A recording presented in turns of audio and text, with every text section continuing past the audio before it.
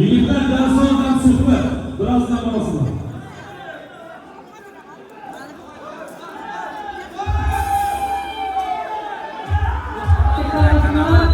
Like bosing, like.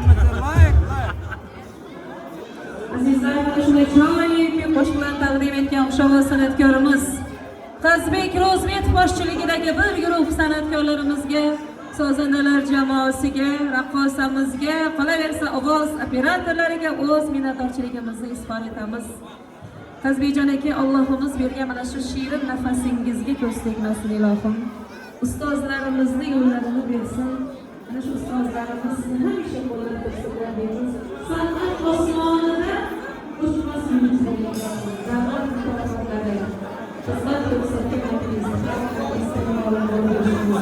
biz mana shu xalqimiz, aziz mehmonlar, muxlislaringiz barcha xalqimiz nomidan taqdirlaymiz. Mana shu chiroyli ovoz,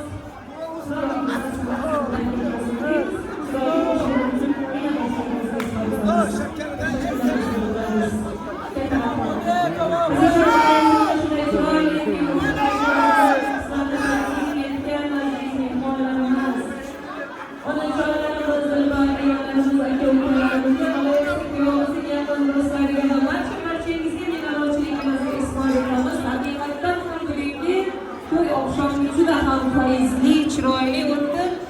Har bir to'y oqshomining fayzli o'tishini ana shu to'yda ishtirok etayotgan har bir insonning alohida o'rni bor, mehnati bor, hissasi bor.